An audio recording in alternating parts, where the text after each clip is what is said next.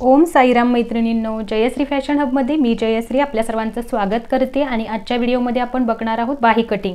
तर पाठीमागच्या व्हिडिओमध्ये मी तुम्हाला टी शर्ट बाही पॅटर्नचा व्हिडिओ टाकलेला आहे। तर तो व्हिडिओ बघितल्यानंतर बऱ्याच मैत्रिणींच्या कमेंट होत्या की जर आपल्याला अगदी टाईट फिटिंग ब्लाउज नको असेल तर दुसरी रेग्युलर बाही आहे ती पण व्हिडिओ दाखवा म्हणून।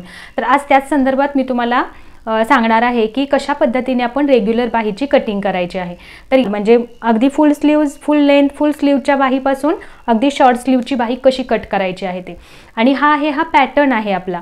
हा पॅटर्न तुम्ही एकदाच कट करून ठेवायचा आहे। तुम्ही पेपरवरती कट करून ठेवला तर तुम्हाला इथून पुढच्या सर्व ब्लाउजमध्ये तुम्हाला हा पॅटर्न उपयोगी ठरणार आहे। हा सर्व साइजसाठी उपयोगी पडणार आहे। त्यामुळे व्हिडिओ अगदी सावकाश बनवलेला आहेच मी, तो अगदी त्याच पद्धतीने बघा। म्हणजे तुम्हाला कोणत्या ठिकाणी किती मेजरमेंट घेतलेला आहे आणि कोणत्या ठिकाणी आपल्याला किती कॅप हाईट घेतलेली आहे, त्यानंतर बाहीची रुंदी आणि उंची कशा पद्धतीने आपण मॅनेज करायची असते हे सगळं डिटेलमध्ये दाखवलेलं आहे। आणि त्याचबरोबर कटिंग तुमच्याजवळ करून ठेवायचे आहेत पॅटर्न बनवून। आणि हे पॅटर्न इथून पुढच्या ब्लाउजमध्ये आपण कसे यूज करणार आहोत हे सुद्धा मी तुम्हाला स्टेप बाय स्टेप सांगत जाणारच आहे। आपण आज बाहीच्या कटिंगला सुरुवात करूया। तर बघा, इथे आपण बाही कटिंगसाठी सुरुवात करत असताना खालच्या बाजूला एक लाईन, बेसिक लाईन देऊन घ्यायची आहे। तर इथे मी एक बेसिक लाईन देऊन घेतली। त्यानंतर आपल्याला याच्यावरती उंचीचं मार्किंग करायचं आहे। उंचीच्या मार्किंगसाठी आपल्याला 11.5 वरती मार्किंग करून घ्यायचं आहे। जसं बघत आहात जेवढं मार्किंग केलेलं आहे तेवढंच मार्किंग तुम्हालाही करून घ्यायचं आहे 11.5 वरती। सेम या बाजूलाही 11.5 मार्क करून घ्यायचं आणि वरच्या बाजूलाही एक लाईन आपल्याला ड्रॉ करून घ्यायची आहे। आणि त्यानंतर इथून आपल्याला 10 इंचांवर एक मार्क करायचा आहे इथे, जे आपला हा चौकोन तयार होईल।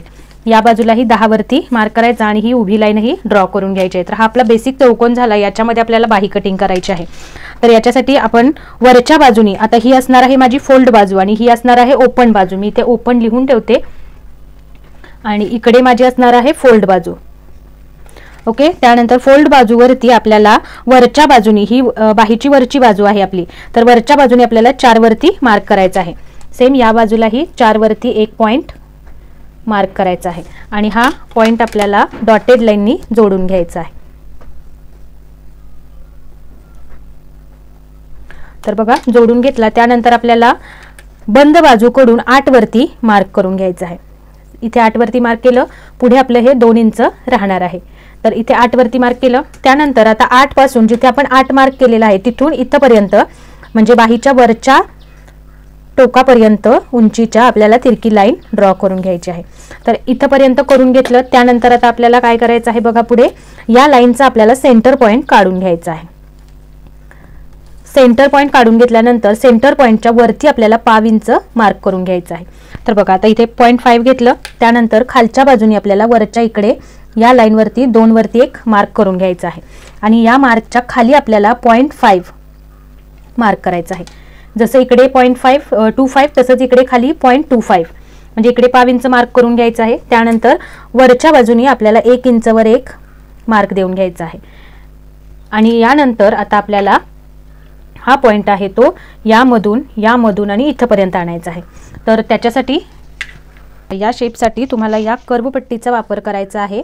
या पद्धतीने हा शेप आपल्याला, हा पॉइंट आणि हा पॉइंट कुठे जुळतोय बघायचं, तिथपर्यंत आपल्याला हा शेप असा या पद्धतीने देऊन घ्यायचा आहे।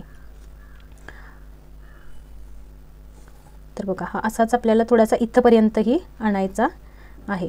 बघा, इथपर्यंत आला। त्यानंतर आपल्याला हा पट्टीचा शेप आहे तो थोडासा पलटून घ्यायचा आहे आणि त्यानंतर आपल्याला हा शेप या पद्धतीने इकडे खाली, जिथे आपण जुळवलेला आहे तिथून या बाजूला आपल्याला इथे पॉइंट खाली 25, बघा इथून खाली आपल्याला 0.25 मार्क करून घ्यायचा आहे आणि या मार्कमध्ये आपल्याला हा पॉइंट इकडे जुळवायचा आहे, जो यामधून पुढे गेला पाहिजे। तर हे तीनही पॉइंट कसे एका लाईनमध्ये येतील असं बघायचं आणि मग त्यानंतर आपल्याला हे लाईन अशी देऊन घ्यायची आहे। तर हा आपला शेप तयार होणार आहे। इकडून खाली आपण 0.25 आलेलो आहोत। आता आपल्याला, तर बघा, यानंतर आता आपल्याला बाहीच्या दंड घेरावरचं माप आपल्याला टाकून घ्यायचं आहे। तर हे कंपल्सरी सगळ्यांसाठी 6 इंच मार्क करायचं आहे। त्याच्या पुढे 2 इंच आपल्याला मार्क करायचं आहे आणि या लाईन्स आहेत या आपल्याला इथे जोडून घ्यायच्या आहेत। हे 6च घ्यायचं आहे। कमी जास्त असेल तर ते आपण बाही कट करताना ब्लाऊजवरती त्यावेळेला त्याचं फिटिंग घेणार आहोत। तर या पद्धतीने हे पॉइंट आपल्याला इथे जोडून घ्यायचे आहेत। ओके, इथपर्यंत झालं। आता यानंतर आपण फ्रंटचा शेप कसा देणार आहोत ते बघणार आहे। तर बघा, आता फ्रंटचा आतल्या बाजूचा शेप देण्यासाठी आपल्याला वरच्या बाजूला अर्ध्या इंचावर मार्क करायचा आहे ओके, त्यानंतर हा जो सेंटर पॉईंट आहे या सेंटर पॉईंटपासून आपल्याला वरच्या बाजूला साधारण 1 इंचपर्यंत मार्क करून घ्यायचं आहे. तर बघा इथे 1 इंच मार्क केलं. आता या 1 इंचपासून आपल्याला वरच्या बाजूला बघायचं आहे तर अर्धा इंच असायला पाहिजे. हे बरोबर आपला अर्धा इंच आलेला आहे, तर हे अर्धा इंच असायला पाहिजे. त्यानंतर जिथे आपण हा सेंटर पॉईंट घेतलेला होता तिथून खाली आपल्याला 0.25 एवढं यायचं आहे. हा आपला सेंटर पॉईंट आहे. इथून इथंपर्यंतच्या लाईनचा हा सेंटर पॉईंट आहे. सेंटर पॉईंटच्या खाली आपल्याला 0.25 घ्यायचं आहे. आणि आता आपल्याला हे पॉईंट जे आपल्याला मिळालेले आहे ते आपल्याला या पद्धतीने जोडून घ्यायचे आहेत. तर सेम तुम्ही या कर्व पट्टीचा वापर करून घेऊ शकता किंवा जर तुम्ही हाताने शेप देणार असाल तरीही देऊन घेऊ शकता. तर हे असे पॉईंट आहेत हे आपल्याला बरोबर या लाईनवरती आणायचे आहेत की हे या पद्धतीने यायला हवेत. तर बघा हे इथून, त्यानंतर हा पॉईंट आहे हा इथे, आणि हा पॉईंट आपल्याला पट्टी या पद्धतीने ठेवून घ्यायची आहे. आणि इथे आपल्याला कशा पद्धतीने इकडे जुळवता येईल अशी बघायचं आणि मग इथे आपल्याला असा कर्व शेप देऊन घ्यायचा आहे. तर हा या पद्धतीने आपला कर्व शेप येणार आहे. तर ही आपल्या बाहीचं मार्किंग झालेलं आहे आणि याचं तुम्ही कटिंग करून तुमच्याबरोबर कायम तुमच्याबरोबर असायला पाहिजे. म्हणजे बाही कटिंगच्या वेळेला तुम्हाला हे कटिंग असणं खूप गरजेचं आहे. आता यानंतर आता बघा हे तुम्ही तुमच्याजवळ या पद्धतीने हे कट करायचं आहे. ही जी मी बाही कट केलेली आहे ती बघा या पद्धतीने असणार आहे. हा पॅटर्न आपला आहे, आता जो मार्क केला तो बघा सेम टू सेम आपला हा या पॅटर्न आहे जो मी अगोदरच करून ठेवलेला आहे. आता हा तुम्हाला मी एका बोर्डवरती समजावलेला आहे. तर आता हा कट केल्यानंतर पॅटर्न बघा हा या पद्धतीने असणार आहे आणि हा फ्रंटचा शेप असणार आहे. तर जसं मी हे पॅटर्न काढून ठेवलेले आहेत त्याच पद्धतीने मी हे तुम्हाला दाखवलेलं आहे. तर या पद्धतीने तुम्ही सुद्धा हा रेग्युलर बाहीचा पॅटर्न तुमच्याजवळ काढून ठेवायचा आहे आणि इथून पुढच्या बाहींसाठी आपल्याला हा पॅटर्न वापरायचा आहे. तर बऱ्याच मैत्रिणींच्या कमेंट होत्या की रेग्युलर बाही म्हणजे काय आणि ती कशी असते, तर त्याचा व्हिडिओ शेअर करा. तर त्यांच्यासाठी हा व्हिडिओ आहे. व्हिडिओ नीट बघा आणि जर काही शंका असेल तर तुम्ही मला कमेंटमध्ये विचारू शकता, आपण त्याच्यावरती नेक्स्ट व्हिडिओ बनवूया. का तुम्हाला जर फुल स्लीव्ज बनवायची असेल तर आता जसं इथं तुम्ही हे मार्किंग केलेलं आहे हे सगळ्यांसाठी इथंपर्यंतचं सेमच राहणार आहे.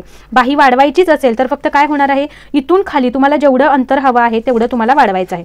तर समजा इथून मला बाहीची उंची साधारण 18 इंच हवी आहे, तर मी फक्त इथून खालीच बाहीची उंची वाढवणार आहे.